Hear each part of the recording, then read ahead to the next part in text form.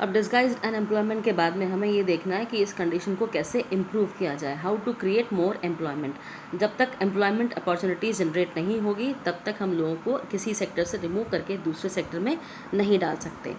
From the above discussion we can see that there continues to be considerable unemployment. तो यहाँ पे जो हमने केस स्टडीज़ देखी थी लक्ष्मी वाली, तो उससे हमें क्लियर हो जाता है कि अनएम्प्लॉयमेंट की कंडीशन जो है वो एग्रीकल्चर के अंदर काफ़ी टाइम तक हमें काफ़ी बार देखने को मिलती है। उसके अलावा शहरों में भी है, जैसे कैजुअल वर्कर्स का हमने देखा था।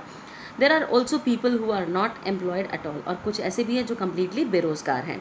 इन what ways can one increase employment for people, तो किस तरीके से हम एम्प्लॉयमेंट अपॉर्चुनिटीज़ जनरेट कर सकते हैं लोगों के लिए।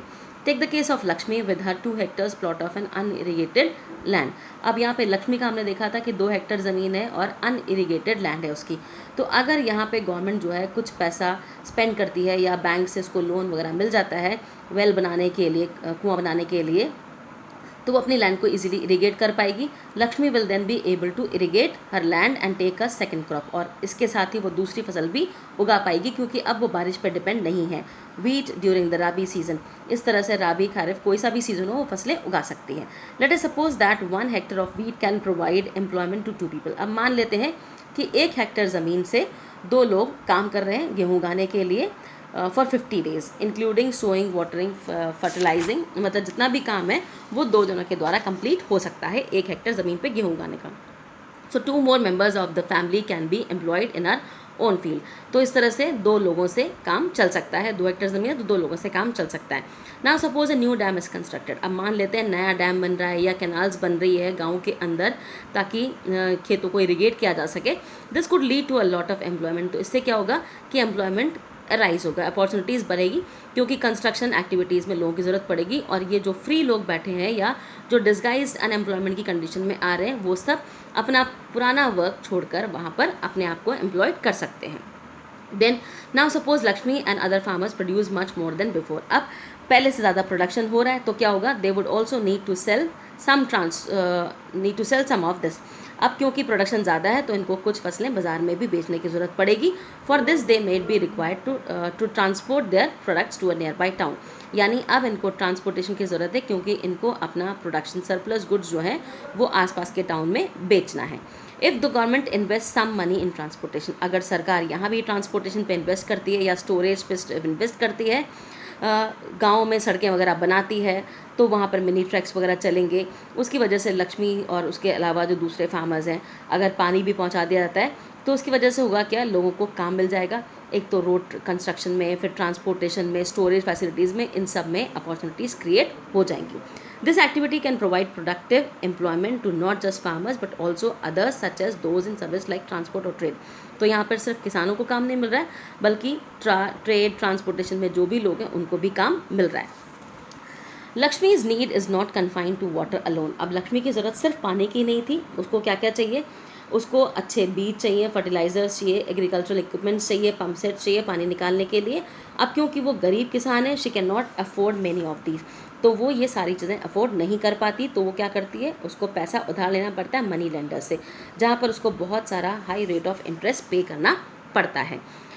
अगर इस गांव में लोकल बैंक वगैरह खोल दिए जाएं जो कि क्रेडिट एक रीज़नेबल रेट पर उनको दें, तो क्या होगा, she will be able to buy all these in time. तो वो सब चीज़ें जो है टाइमली अवेलेबल कर पाएगी अपने लिए और टाइम से फसलें उगा पाएगी।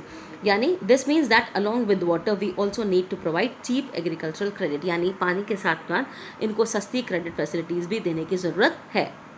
Another way by which we can tackle this problem is to identify, promote and locate industries। अब एक और तरीका क्या है एम्प्लॉयमेंट बढ़ाने का, कि हम पहले सर्वे करें, देखें किस गांव में क्या अपॉर्चुनिटी है और वहाँ पे छोटी मोटी इंडस्ट्रीज़ वगैरह बनाएं सेमी रूरल एरियाज़ में जहाँ पे काफ़ी लोग काम कर सकते हैं।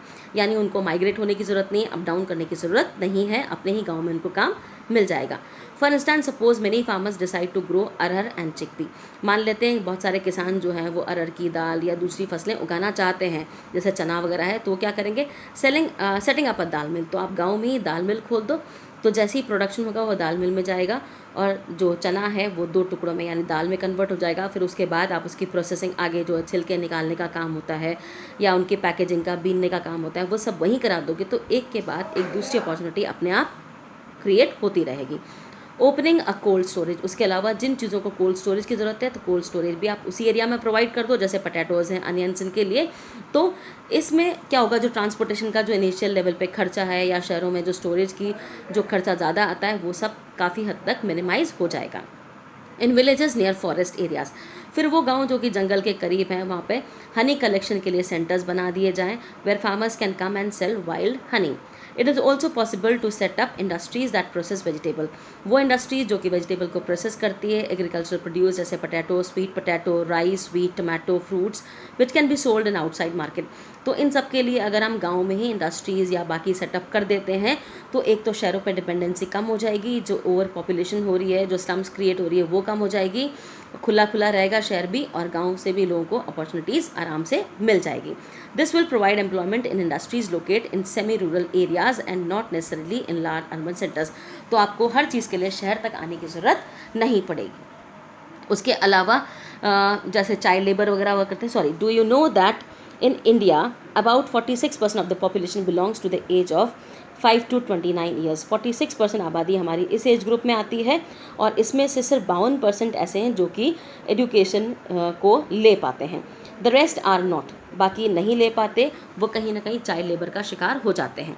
तो अगर हम क्या करें, इन बच्चों को भी स्कूल तक पहुंचाएं, तो यानी हमें स्कूल की बिल्डिंग्स और ज़्यादा चाहिए, उनमें पढ़ाने वाले टीचर्स और बाकी स्टाफ और चाहिए। और इस तरह से हम कह सकते हैं, एक सर्वे बोलता है प्लानिंग कमीशन के हिसाब से कि तकरीबन 20 लाख जॉब्स जो हैं इस सेक्टर में, एजुकेशन सेक्टर में हम क्रिएट कर पाएंगे।